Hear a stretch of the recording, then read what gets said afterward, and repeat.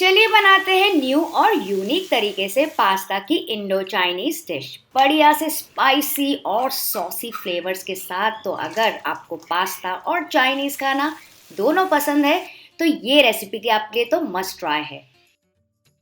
तो इसके लिए बड़े से बर्तन में मैंने काफ़ी सारा पानी रख दिया था बॉईल होने के लिए। जैसे इसमें उबाल आना स्टार्ट होगा मैं डालूंगी 1 टीस्पून नमक।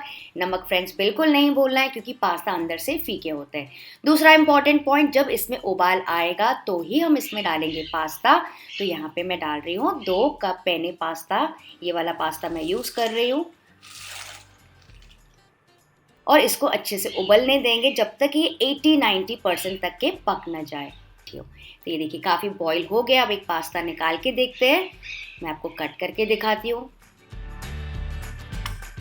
क्योंकि इसका कोई मेजरमेंट तो है नहीं, तो कट करके देख लीजिए। ये देखिए इसमें हल्का सा कच्चापन बाकी, एक हल्की सी रिंग फॉर्म हो रही है, कच्चापन सा लग रहा है। बस इस स्टेज में गैस का फ्लेम ऑफ कर देंगे और इस पास्ता को छान देंगे। अच्छा फ्रेंड्स, छानने के बाद ये जो स्टॉक है ना, इसका मतलब जो फ्लेवरफुल पास्ता का पानी है, थोड़ा सा आधा 1 कप रिजर्व करके रख रही हूँ। इसको हम बाद में यूज़ करेंगे। और पास्ता को अच्छे से आप रिंस कर लीजिए, मतलब ऊपर से थोड़ा सा नॉर्मल या फिर ठंडा पानी डाल दीजिए ताकि इसकी जो कैरी ओवर कुकिंग है बंद हो जाए। और फ्रेंड्स मान लीजिए अगर आपने स्टॉक रिजर्व नहीं भी किया है तो कोई टेंशन लेने की बात नहीं, बहुत ज़्यादा कुछ चेंजेस नहीं होने वाले। इसको साइड में रख दूंगी। नेक्स्ट एक बोल में मैं ले रही हूँ 1/4 कप, मतलब करीबन 3 से 4 टेबल स्पून मैदा और 3 से 4 टेबल स्पून ही कॉर्नफ्लावर। आप चाहे तो इसके बदले चावल का आटा यूज़ कर सकते हैं। थोड़ा सा नमक डाल रही हूँ, थोड़ी सी कश्मीरी लाल मिर्ची पाउडर बढ़िया से कलर के लिए, और मेरा फेवरेट सोया सॉस, इससे भी कलर और फ्लेवर दोनों आ जाएगा। और अब इसमें थोड़ा थोड़ा करके पानी ऐड करते जाएंगे। फ्रेंड्स ध्यान रखिएगा, अचानक से बहुत सारा पानी मत डाल देना वरना पतला सा स्लरी बनेगा। तो उसको लगातार ऐसे घोलते जाइए, इसमें कोई भी लम्प्स नहीं होने चाहिए। बहुत गाढ़ा तो बिल्कुल नहीं चाहिए, बहुत पतला भी नहीं चाहिए, वरना जो पास्ता है ना उसमें कोटिंग होगी नहीं और वो तेल में छूट जाएगी, बिखर जाएगी। देखिए मैं आपको बैक ऑफ द स्पून से दिखाती हूँ। कंसिस्टेंसी आप देख लीजिए, समझ लीजिए, बिल्कुल ऐसी कंसिस्टेंसी चाहिए वरना आप बाद में बहुत सारे कमेंट्स करते हैं। तो ये एक तैयारी हमको करनी है, इसको भी साइड में रख देते हैं। ठीक है, तो अब ये घोल तैयार होने के बाद जो पास्ता हमने बॉईल किया था इसमें डाल देंगे। 1 से 2 बैचेस में डाल दीजिए फ्रेंड्स, क्योंकि बहुत ज़्यादा हमने नहीं बनाया है। थोड़ा थोड़ा करके पास्ता इसमें डाल दीजिए और अच्छे से कोट कर लीजिए। जेंटली मिक्स करना वरना पास्ता टूट सकता है। ये देखिए कितने ब्यूटीफुली पास्ता को कोट किया है। बहुत पतली कोटिंग तो बिल्कुल ही नहीं है जो कि छूट जाए तेल में, बिल्कुल ऐसी कोटिंग चाहिए।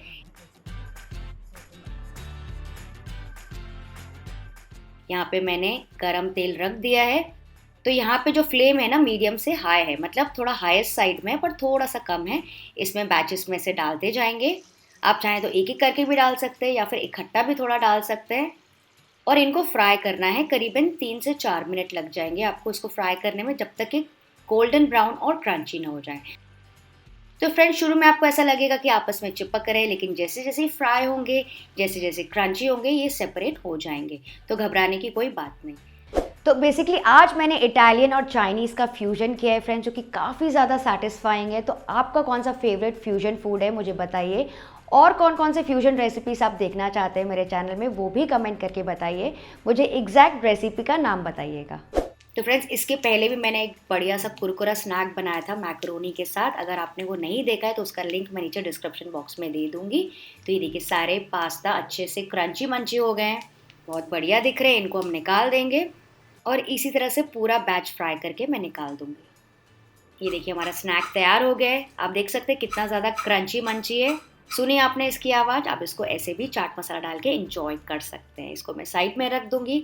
नेक्स्ट वॉक में मैं गरम करूंगी 2 टेबल स्पून तेल। तेल मैं चारों तरफ से इसे फैला के डाल रही हूँ ताकि अच्छे से तेज गरम हो जाए, क्योंकि हम चाइनीज़ कुकिंग कर रहे हैं। फिर डालेंगे 1 टेबल स्पून बारीक कटा हुआ अदरक, 1 टेबल स्पून बारीक कटा हुआ लहसुन, कुछ स्लिट की हुई हरी मिर्चें, और इन सबको अच्छे से टॉस कर लेंगे। फिर मैं डाल रही हूँ थोड़ा सा हरा प्याज ऐसे कटा हुआ। आप चाहें तो इसके बदले रेगुलर अनियंस भी यूज़ कर सकते हैं। और साथ ही मैं डाल रही हूँ आधा कैप्सिकम ऐसे स्लाइस किया हुआ। इन दोनों चीज़ों को भी टॉस कर लेंगे। वेजिटेबल्स आप अपने पसंद के हिसाब से कुछ भी डाल सकते हैं। इनको हल्का सा टॉस कर लिया। फिर मैं डाल रही हूँ tomato sauce 2 table spoon, 2 teaspoon chilli sauce, 1 teaspoon Kashmiri लाल मिर्च का पाउडर, इससे बहुत ही बढ़िया कलर आएगा फ्रेंड्स, डाल के देखिएगा। आधा टीस्पून नमक, थोड़ा सा विनेगर ना हो तो काफ़ी सारे लोग पूछते हैं इसको स्किप कर सकते हैं क्या, तो फ्रेंड्स इसको स्किप कर सकते हैं या फिर लेमन जूस डाल सकते हैं। फिर डाल रही हूँ 2 से 3 टीस्पून सोया सॉस, और सॉसेस को ना सबसे पहले अच्छे से पकने देंगे। ये देखिए जैसे जैसे सॉसेस पकते हैं ना, गाढ़े होते जाते हैं और उनका फ्लेवर और भी डबल हो जाता है और उनका कलर जो है थोड़ा डार्क हो जाता है।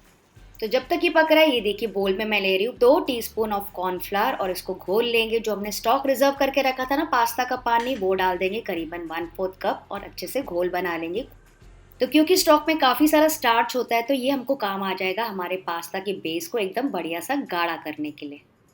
तो ये देखिए सॉसेस भी अच्छे से पक गए, इसको ऐड कर देंगे इसके ऊपर और पकने देंगे करीबन 2 से 3 मिनट के लिए। इससे जो हमारी सॉस है ना बढ़िया सी थिक और सॉसी हो जाएगी। और फ्रेंड्स मान लीजिए अगर आपको हल्की ग्रेवी जैसा चाहिए ना, तो आप यहाँ पे थोड़ा ज़्यादा कॉर्नफ्लावर वाला पानी डाल दीजिए और सॉसेस भी ज़्यादा डाल के एडजस्ट कर सकते हैं पहले से ही। तो यहाँ पे मैं थोड़े से ये गाजर के ऐसे टुकड़े, मतलब गाजर के जूलियंस डाल रही हूँ, मेरे पास थे तो बहुत कलरफुल दिख रहे हैं, तो ये भी मैं यूज़ कर रही हूँ। आप चाहें तो उसको स्किप कर सकते हैं या फिर इसके साथ आप पत्ता गोभी भी डाल सकते हैं, तो उससे क्या होगा आपको थोड़ा मंचूरियन जैसा टेस्ट भी आ जाएगा।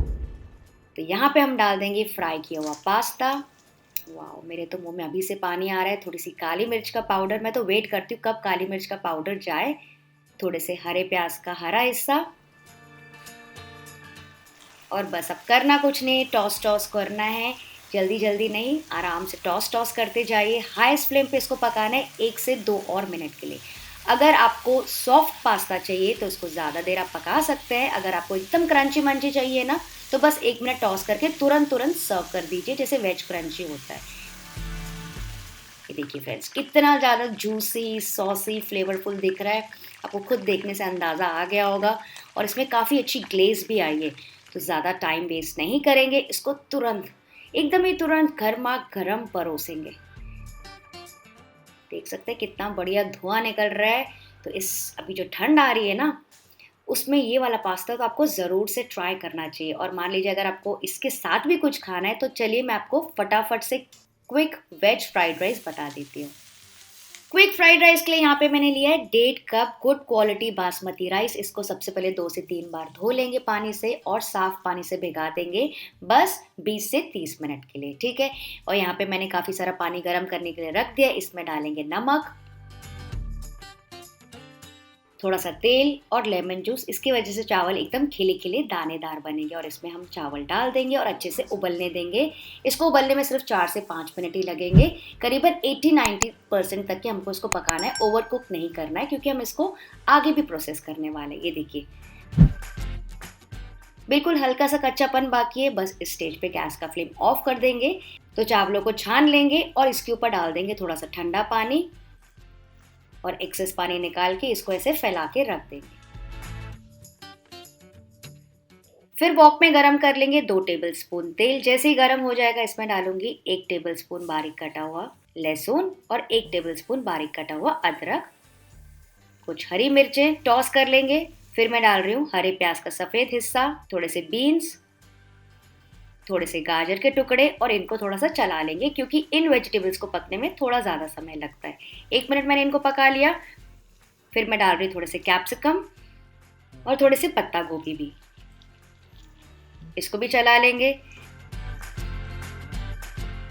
डालेंगे नमक, 1 टीस्पून नमक डाल रही हूँ, 1 टीस्पून शुगर सारे फ्लेवर्स को बैलेंस करने के लिए, 1 टीस्पून विनेगर, 2 से 3 टीस्पून भर के soya sauce, 1 teaspoon red chilli sauce, और अच्छे से मिक्स कर लेंगे। तो ये देखिए बढ़िया सा फ्लेवरफुल वेजिटेबल का बेस तैयार हो गया है। और अगर आप एग्स एंड चिकन खाते हैं तो यहीं पे आप ऐड कर सकते हैं। इसमें डाल देंगे हम बॉईल किए हुए चावल। ये देखिए चावल कितने बढ़िया खिले खिले लग रहे हैं। ऊपर से डाल देंगे थोड़ा सा ब्लैक पेपर पाउडर और स्प्रिंग अनियन ग्रीन्स, और टॉस करके इसको 1 और मिनट के लिए चलाएंगे। अच्छे से टॉस कर लीजिए जब तक ये सारे चावल अच्छे से कोट ना हो जाए फ्लेवरफुल बेस एंड सॉस के साथ। तो ये देखिए कितना ज़्यादा फ्लेवरफुल और कलरफुल दिख रहा है। तो इसको आप गर्मा गर्म परोस सकते हैं इस पास्ता के साथ। थी ना बिल्कुल आसान रेसिपी। तो फ्रेंड्स इस कॉम्बो को ज़रूर ट्राई कीजिएगा, आई एम श्योर आपको पसंद आएगा। और इसके अलावा देसी मसाला पास्ता और पेरी पेरी मसाला पास्ता मैंने बनाया मेरे चैनल में, यहाँ पे क्लिक करके आप वीडियो चेक कर सकते हैं।